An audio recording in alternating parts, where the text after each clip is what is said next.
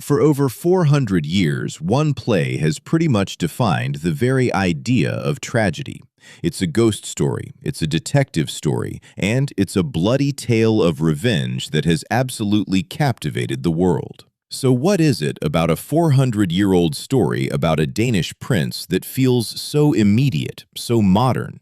Today, we're going to dive into the masterpiece that is William Shakespeare's Hamlet.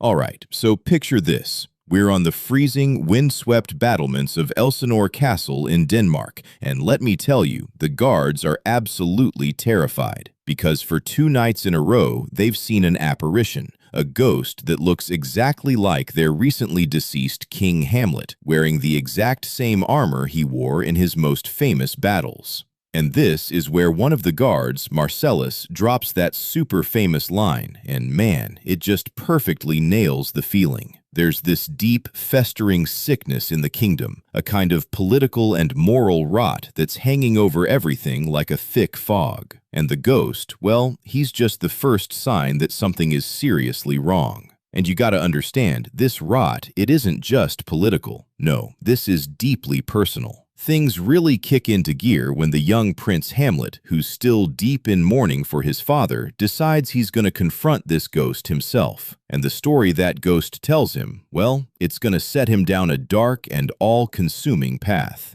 Okay, so here's the deal. Hamlet's dad, the old King Hamlet, a total legend, by the way, is dead. But it feels like before anyone's even had a chance to properly grieve, Hamlet's uncle, Claudius, has not only grabbed the throne, but has also married Hamlet's own mother, Queen Gertrude. The whole thing happened so fast, it's more than a little suspicious, right? So when Hamlet finally comes face to face with this ghost, it tells him a story that completely flips the script. See, the official story was, oh, he got bit by a snake in the garden. But the ghost lays out the chilling, horrible truth. He was murdered in his sleep. Poison was poured into his ear by the very man who now wears his crown and sleeps with his wife, his own brother, Claudius. So you can imagine, this changes everything. All that grief Hamlet was feeling, it just morphs into this burning, fiery need for justice. He suddenly has this terrible secret mission, and it's about to become his one and only obsession.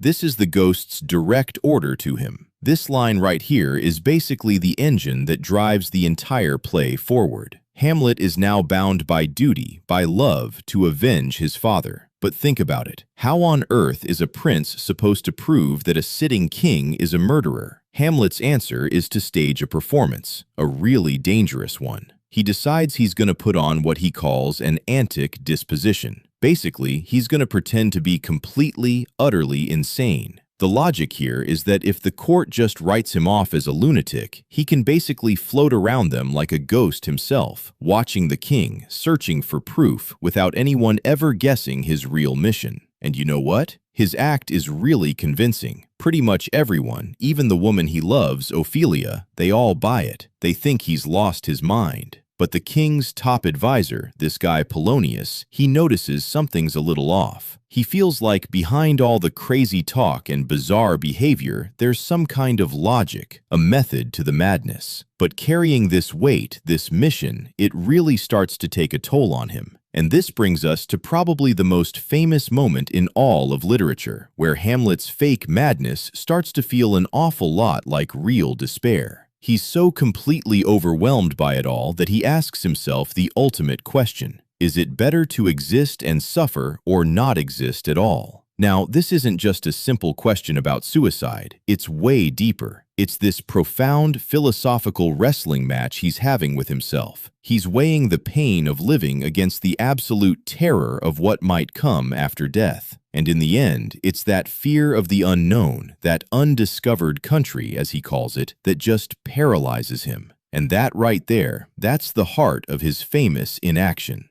Okay, so after all that heavy soul-searching, Hamlet finally decides to stop thinking and start doing. He comes up with this plan that is both brilliant and honestly super risky to get the proof he so desperately needs. And what's his weapon of choice? A theater troupe. Yeah, when a bunch of traveling actors just happen to show up at the castle, a light bulb goes off for Hamlet. He realizes, hey, I can't just point a finger at the king, but maybe art, maybe a play, can lure the truth out into the open. He calls the whole scheme the mousetrap, and the genius of it is just how simple it is. He gets the actors to put on a play for the entire court. But here's the twist.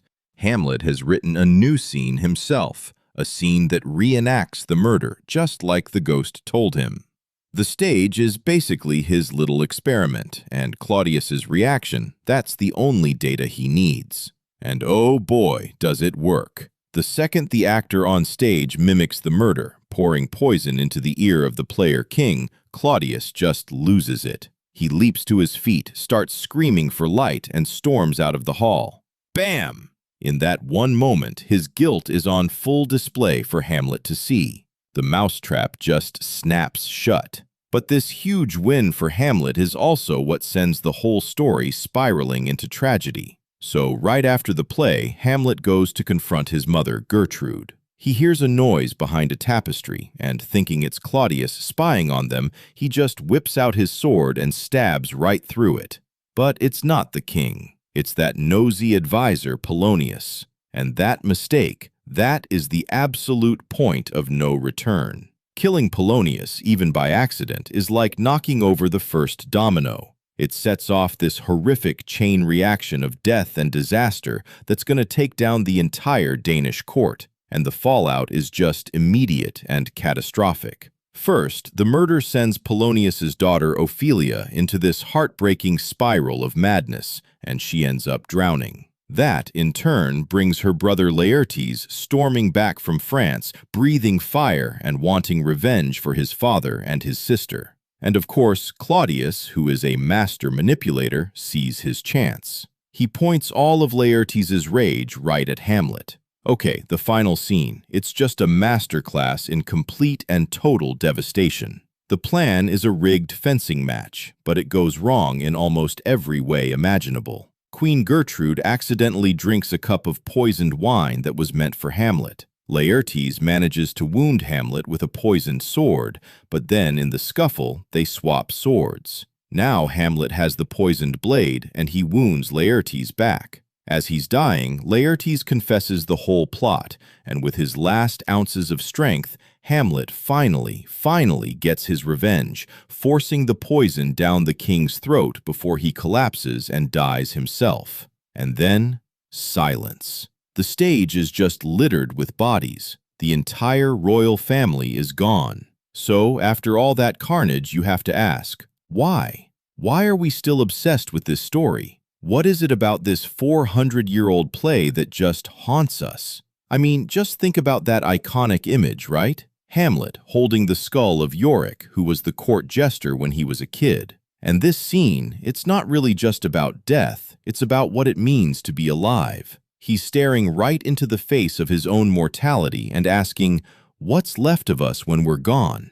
You know, our legacy, our memories, does any of it even matter? And I think that's the secret. That's why this play has lasted for so long. It doesn't hand us easy answers. Instead, it hits us with these huge, inescapable questions. Is revenge ever really right? What's the difference between how things seem and how they really are? Where's the line between sanity and madness? See, these are our questions, not just some Danish princes from 400 years ago. So in the end, after all the ghosts and plots and death, we're just left with him, Hamlet. So who is he? A noble hero? A cold-blooded killer? A brilliant mind just trapped by his own thoughts? There's no easy answer. There's no one label that fits, and that mystery, that incredible haunting complexity, that's why, even after 4 centuries, we're all still trying to figure out who Hamlet really is.